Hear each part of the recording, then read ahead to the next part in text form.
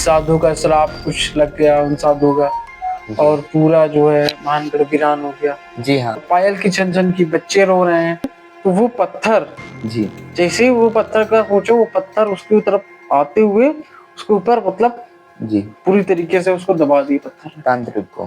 तांत्रिक। जी और वो तांत्रिक जो है वो तड़प तड़प के मर गया।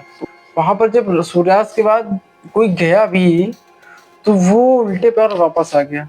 मैं आपको बताऊं कि भानगढ़ का किला इतना ज्यादा खतरनाक है कि वहां पर चाहे जितना बड़ा धुरंधर हो, वहां जी। पर सूर्यास्त के बाद कोई भी नहीं जा सकता।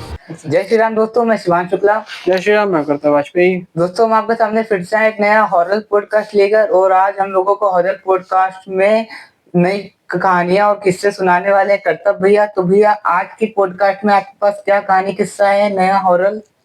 वही एक तो मेरे साथ हुआ है वो है, जी और एक किस्सा मैं कहानी क्या एक डेस्टिनेशन आपको बताऊंगा। जी और वो इतनी हॉरर है कि वहां पर जाने से जी। लोग कतराते हैं। वहां पर सूर्यास्त के बाद कोई नहीं जाता। अरे, ऐसी डेस्टिनेशन में बताऊंगा। अच्छा भैया, पहले आप मुझे ये वाली कहानी या किस्सा सुनाए जो आप बता नहीं रहे थे कि सूर्यास्त के बाद वहां कोई आता जाता नहीं है, तो वो कौन सी जगह है? हाँ तो भाई वो डेस्टिनेशन है भानगढ़ का किला। भानगढ़ का किला। जी तो भानगढ़ का किला जो है वो राजस्थान के अलवर जिले में जी स्थित है। मैं आपको बताऊं कि भानगढ़ का किला इतना ज्यादा खतरनाक है कि वहां पर चाहे जितना बड़ा धुरंधर हो, वहां जी। पर सूर्यास्त के बाद कोई भी नहीं जा सकता। अरे, चाहे जितना बड़ा धुरंधर हो, इतना ज्यादा वहां पर खतरा है, डर है और खौफ है।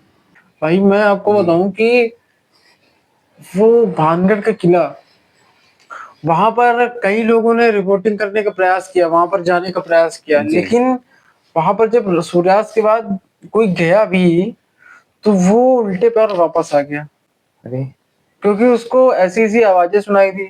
जी पायल की छन-छन की, बच्चे रो रहे हैं, इस तरीके के लोगों को सुनाई दिया। जी और इसके पीछे मैं आपको बताऊं कि भानगढ़ का किला बताते हैं कि पहले बहुत हरा भरा था। जी 17वीं शताब्दी के आसपास ये इसका जो है इसकी स्थापना हुई थी। और तब ये बहुत मतलब कहते नहीं कि हरा भरा था, पूरा जी। हाँ, बस्ती मतलब थी जी पूरा। लेकिन उसके बाद फिर पता नहीं क्या हुआ, एकदम से पूरा घर जो मतलब पूरा भानगढ़ का किला है, जी। यानी किला वो उजड़ गया पूरा। अरे, मैं आपको बताऊं कि बताते हैं कि इसके पीछे दो कहानियां हैं। जी एक कहानी तो एक साधु से जुड़ी हुई है, जी और पहले मैं आपको वही बताता हूँ। तो बताते हैं कि जब 17वीं शताब्दी में माधो सिंह किला बनवाने जा रहे थे, तो जब वहां उन्होंने देखा तो उनको पता चला कि पास में ही उस किला जहाँ बनाने जा रहे थे उसके पास ही एक साधु थे, तपस्वी थे। जी वो ध्यान किया करते थे और उनका नाम था बलाऊ नाथ जी। जी। तो क्या हुआ कि जब ये सब पता चला तो वहां पर राजा ने थोड़ा सा छानबीन करी। तो क्या हुआ कि पता चला कि बहुत तपस्वी राजा है, फिर पता चला। जी तो राजा जो है उनके पास गया कि भाई उनसे कुछ मार्गदर्शन ले। तो राजा ने, जो साधु हैं, उन्होंने कहा कि आप यहाँ पर कुटिया, आप यहाँ किला बना लीजिए, जी आप यहाँ किला बना लीजिए, लेकिन एक शर्त है। लेकिन उन्होंने एक शर्त रखी कि लेकिन मेरे एक शर्त। जी तो बोले क्या? कहने लगे कि आप किला यहाँ पर बना लीजिए, ठीक है, लेकिन मेरी ये शर्त है कि आपका जो किला है या फिर उसमें बनी हुई कोई इमारत, जी।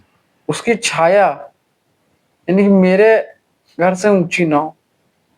उसकी छाया मतलब उसकी छाया जो है मेरे घर पर नहीं पड़नी चाहिए। अगर पड़ गई तो फिर आपका जो है आपके लिए बहुत बुरा समय हो जाएगा, आ जाएगा। तो राजा ने कहा ठीक है।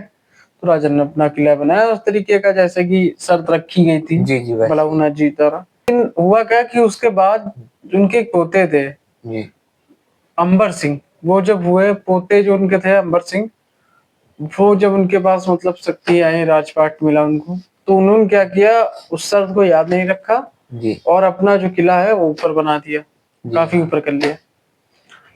तो उसके बाद से भी कहते हैं कि मान्यता है कि साधु का श्राप कुछ लग गया उन साधुओं का, और पूरा जो है भानगढ़ वीरान हो गया। जी हाँ।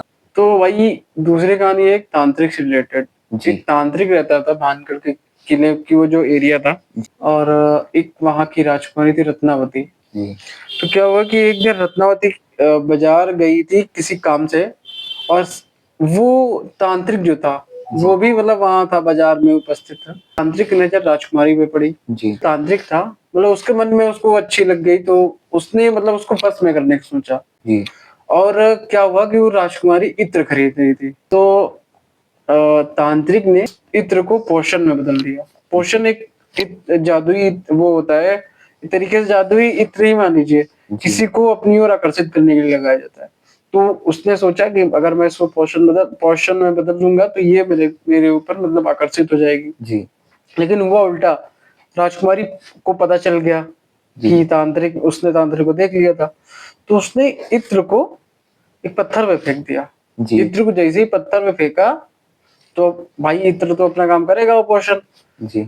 तो राजकुमारी चली गई और उसको पता नहीं था। तो जो राजकुमारी के पीछे गया उसी रास्ते पे, तो वो पत्थर, जी। जैसे ही वो पत्थर का सोचो, वो पत्थर उसकी तरफ आते हुए उसके ऊपर मतलब जी। पूरी तरीके से उसको दबा दिया पत्थर ने, तांत्रिक।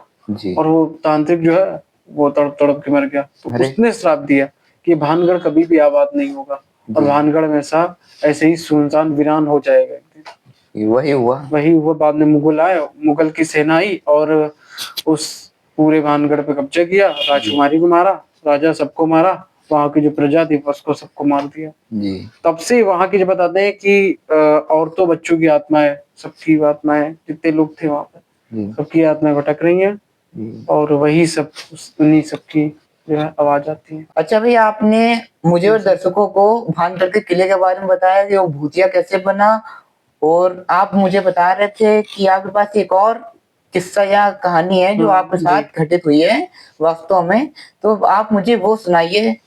वो भाई मेरा एक एक्सपीरियंस है जी। क्या हुआ कुछ समय पहले कि एक ऐसे ही खबर उड़ी थी, मतलब कि यहाँ चोर आ रहा है, वहाँ चोर आ रहा है।